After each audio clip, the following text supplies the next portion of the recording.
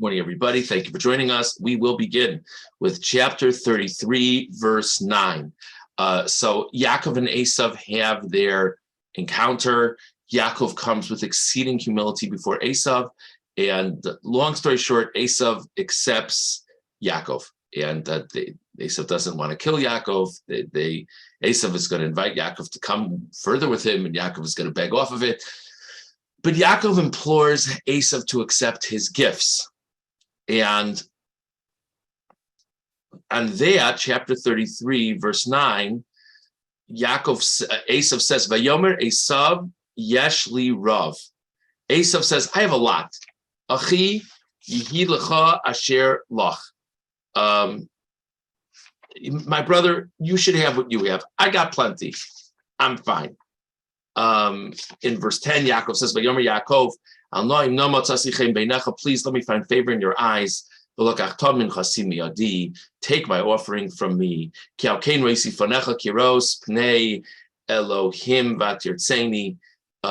It's been great for me to see you. It's like seeing a celestial being. Could very well be this is a little bit of a knock, not a knock, but a little bit of a tough statement to Esav. Like, yeah, it's kind of like seeing the angel that I grappled with the other day. That's possible. But in any event, he's saying to him, it's really great to see you. It's an honor. Please accept my offering. Verse 11, please take my offering, which is brought to you, because God has looked upon me graciously. I have everything. And Yaakov presses Esav and he accepts it. It's a lot of discussion here, just an interesting contrast. Esav says he's got a lot. Yaakov says he has everything. It's different. It's different to say you have a lot versus you have everything. So there's a Kli Yakar over here on Pasuk Tes. Kli Yakar Pasuk Tes. Vayomer Esav yesh li rav. Mashma rav avolokol. The implication is I've got a lot. I don't have everything, but I've got a lot. Yaakov Amar ki chanani elokim v'chiyesh lichol. Yaakov says God has been gracious to me and I have everything. Why is that? L'fi Sharashoyim. Afal pi sheyesh lam kol kesav v'zav shava olam. Because wicked people, says the Kli Yakar, they could have everything in the world, they'll always feel like they're missing something. Rav, and they'll think, they'll say, wow, I have a lot. I recognize I have a lot, but I don't have everything. And they'll recognize they don't have all of their needs. Esav says, I've got a lot, I don't have everything. Because human nature, the Gemara says, the person has 100 wants 200. So it's going to be very difficult for a person of this world to say, I've got everything I need. It's got a lot. Everything? I don't know. There's a lot of other stuff I want. The righteous are different from this.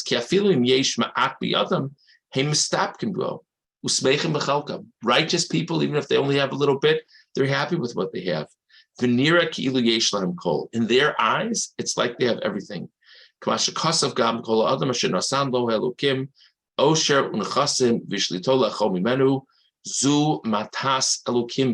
in Koheles, that a person who's given things by God, it's a gift. They see it as a gift of God. So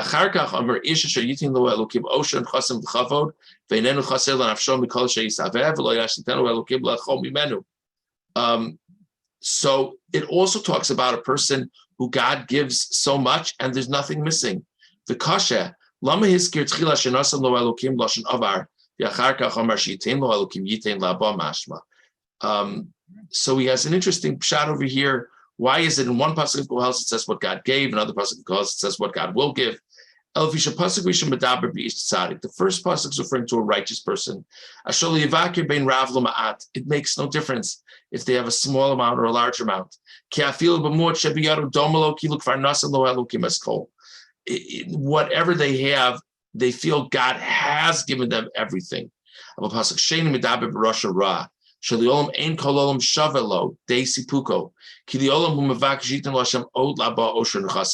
the point is, you have one person who feels they have everything because whatever God has given them, it's great. Another person, they're always trying to figure out what God will bring to them. So that's this famous difference between Esav and Yaakov. Esav can't say he has everything. Yaakov says, I've got everything I need. I don't think it's a coincidence when Yaakov says I have everything. He says, God has graced me and I have everything. The reason why Yaakov is able to say he has everything he needs is because he sees whatever he has as being from God. So he says to himself, if God hasn't given to me, it must be I don't need it. It's a whole different vantage point. It's a whole different perspective. Okay. After all of this, after dealing with Lavan, after dealing with the angel of Esav, after dealing with Esav, we have in verse 18, Vayavo Yaakov Shalem Yeshchem. Yaakov came to the city of Shechem complete. What does it mean he came complete? Look at the Kli Yakar on Pasuk Yudches. Vayavo Yaakov Shalem. Amar Razal Shalem Gufo Ubimono Ubetoraso. He was complete in body. He was complete in assets. He was complete in his Torah knowledge. And that the point is that he had experiences that took away from his physical well-being, from his possessions, and from his Torah knowledge. And yet, when he gets to the city of Shechem, he's complete. Remez l'davar shalem rashi tevos she'er limud mamon. A very interesting thing that the letters of shalem can spell out.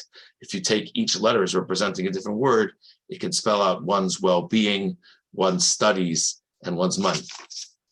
Kishir hanugufo kaideshe yivasir Yaakov levado lochdo yotza migeder ashivui ki ilu haya lakado yotza migeder ashivui ki ilu haya chaser mimono ki alod acharei mamon nira liolam kiso chaser.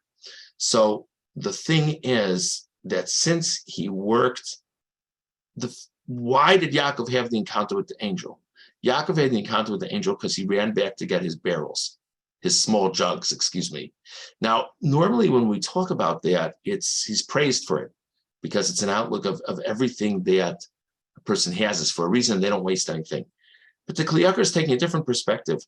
It's like, wow, if it's like a crisis, if the person left jugs behind, so in a sense, they always feel like they're missing something. In other words, if they're so desperate for everything they own, it's like there must be missing things, or they feel like they're missing things.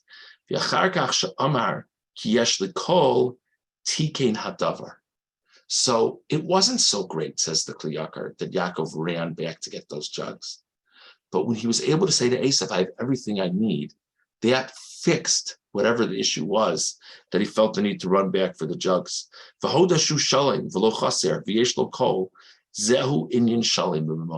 what it means that he was complete in his possessions. Not that he had everything, but the point is his outlook towards his possessions was now complete.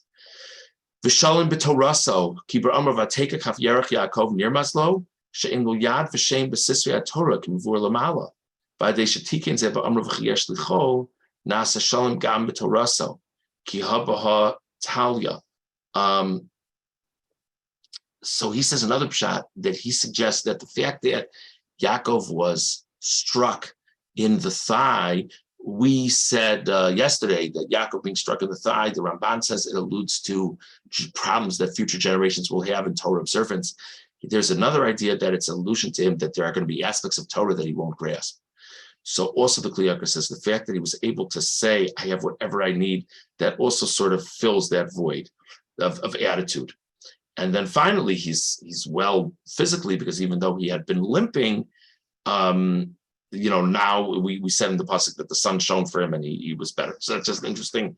Kli Yakar, jumping ahead to chapter 34, verse 7. Let's just get context for this pasuk. It's a famous story. Yaakov and his family have settled in this area, and Dinah kind of goes for a walk. And Shechem, who's the son of the macher of the town, is fascinated by Dinah, and he takes her, and he has sexual relations with her. And then he says to his father that he wants to marry her. So now Shechem and his father Hamor make a meeting with Yaakov to speak to him about their marriage proposal. Okay, verse 7. Uvnei Yaakov bo min hasadeh kisham am. the children of Yaakov came from the field when they heard about this. Vayisatzvu anashim, and the children of Yaakov who are adults were very distressed. Vayichar lahem ma'od, and they became very angry. Kinavala sab Yisrael lishkav espas Yaakov, because a despicable thing had happened in Israel, that this person slept with the daughter of Yaakov, v'chein lo yeyaseh, and such things were not done. What does it mean that such things were not done? There was no such thing in those times of a man sleeping with a woman who wasn't married to her. That would be great. Is that what we're saying? So it's an interesting Ramban of here. Ramban on Pasuk Zayin. V'chein lo yeyaseh. Lanos habsulos sha'umos gadratz min arayis b'nei mabu. Lashon Rashi. Rashi says that the idea of a man taking a woman in sexual relations that he wasn't married to is something that didn't happen in those times. That people learned a lesson from the flood. That's what Rashi says. Says the Ramban, v'lo yadati zeh. I don't know about this. We have all these things that the Knanim of those times were involved in all kinds of sexual immorality and relations with animals, all kinds of stuff. In Sefer Vayikra, it says, don't do like the residents of the land of Israel, because they've done abominable things. So when did that change, says the Ramban? Are we saying that during the times of Yaakov, they were living with remarkable morality, and then they went downhill afterwards? Maybe, but the Ramban says there's not a clear indication of that in the Psukim. The only clear indication we have is in Sefer Vayikra. It says, don't be like the people who live in Israel. What do we have this regular refrain when Avram and Yitzchak travel to a place, that they're scared that they'll be killed because someone wants to marry their wife? Doesn't sound like the sexual morality is on such a high plane. He says the pshat in the pasuk is there was a despicable thing done against Israel, to sleep with the daughter of Israel, and such a thing was not done. That's not how the Jews operate, and that's not how people operate with the Jews. Says the Ramban, it's not that they're saying there was never such a thing as a man taking a woman, but out of marriage, but that it should be done to Klal Yisrael. They don't live that way, and people respect that about them. Okay, in Amar b'Yisrael, ki einenu nevala bein haknanim. The Ramban says it wasn't so unheard of among the non-Jews. The Unclus Amar lo kasher lisavada lo marshu aser l'kachini v'lo Yisrael. Unclus actually understands it differently. We've been explaining v'chein lo yasem means such things were not done. Rashi says such things were not done anywhere. The Ramban says such things were not done among Israel. Unclus says such things were not appropriate to be done. It just means it wasn't right. That's the three different possibilities here in terms of the pasuk. So we spoke about the Kli Yakar in terms of Esav's a lot versus Yaakov's everything. We spoke about the Kli Yakar in terms of the meaning of this verse, that Yaakov comes complete to Shechem. We spoke about different possibilities of what does it mean with the despicable act that Shechem did to Dinah when it says such a thing is not done. We had three different ideas as to what that actually means.